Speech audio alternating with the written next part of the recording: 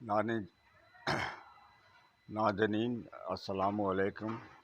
आप देख रहे हैं TN24 उर्दू न्यूज़ चैनल और मैं जामिन अहमद आपको सलाम अर्ज करता हूं। और मेरा लाइव आने का एक मकसद है जो कि जमीयत उलमा हिंद ने एक प्रोग्राम का आयोजन किया है जो कि 28 अगस्त दिन रविवार इतवार वक्त 2:30 बजे से शाम 5 बजे तक रहेगा। उसमें नफ़रतों की दीवारें तोड़ो, हिंदू मुस्लिम सबको जोड़ो।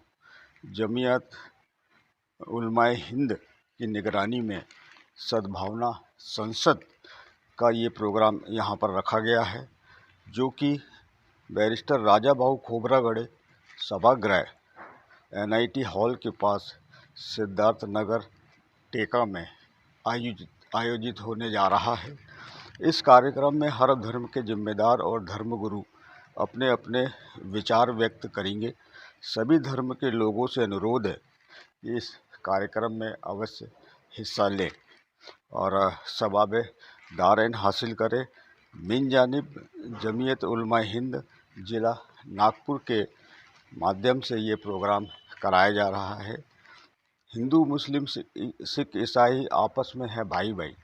हमारे अपने मुल्क भारत में अलग अलग धर्मों के मानने वाले बरसों से आपस में मिलजुल कर भाईचारे के साथ रहते चले आ रहे हैं, मगर कुछ बरसों से इस आपसी मेलजोल और भाईचारा को ख़त्म करके नफ़रतों का माहौल बनाने और एक दूसरे से दूर करने के लिए बड़ी साजिशें की जा रही हैं।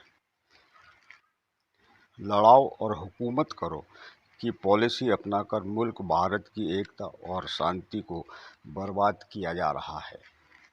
जमीयत उलमा हिंद की हमेशा से फ़िक्र और कोशिश रही है कि हमारा मुल्क जमहूरी और सेकुलर है, तो फिर ये भेदभाव और तंग नज़री और नफ़रत क्यों।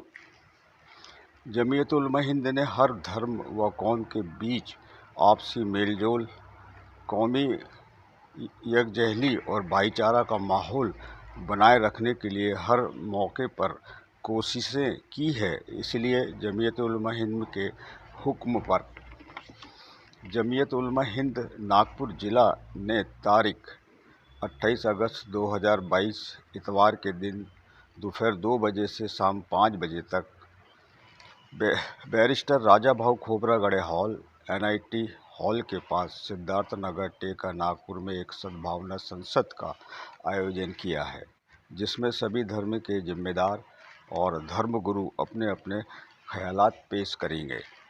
दोस्त व अहबाब के साथ इस प्रोग्राम में आपकी शिरकत की दरख्वास्त की जाती है और TN24 उर्दू न्यूज़ चैनल भी आपसे गुजारिश करती है कि इस प्रोग्राम में शिरकत फरमाकर इंसानियत को कायम व दायम रखने के लिए अपना वक्त ज़रूर दें। क्या आप जानते हैं कि इसमें किसका दोष है जो हालात पूरे हिंदुस्तान में बिगड़ते चले जा रहे हैं और बिगड़ गए हैं? तो क्या आप मानते हैं इस बात को कि टीवी और सोशल मीडिया का दोष है जो खबरों को तोड़ मरोड़ कर पेश कर रहा है? क्या बेरोज़गारी है? क्योंकि जो लोग बिज़ी रहते हैं बिजनेस में या सर्विस में, कोई इतनी फुर्सत नहीं है कि वह लोग इसमें इन्वॉल्व हों। और अंत में इंसान को किसी के जज्बात से नहीं खेलना चाहिए, क्योंकि इसके गंभीर परिणाम होते हैं जिसे हम आए दिन देखते और सुनते रहते हैं। इस्लाम शांति का संदेश देता है, हालांकि इसमें कुछ तत्व ऐसे हैं जिन्होंने इस्लाम को बदनाम करने की कोशिश किए हैं और हम उनकी निंदा करते हैं। हालांकि कुदरत सो नहीं रही है, वह जाग रही है, सब देख रही है, दुनिया का वही निज़ाम चला रही है। गलत करोगे तो गुनहगार कहलाओगे और इसकी सज़ा दुनिया में तो मिलती ही है और वही सज़ा आखिरत में दुनिया से कहीं ज़्यादा वहाँ हो सकती है।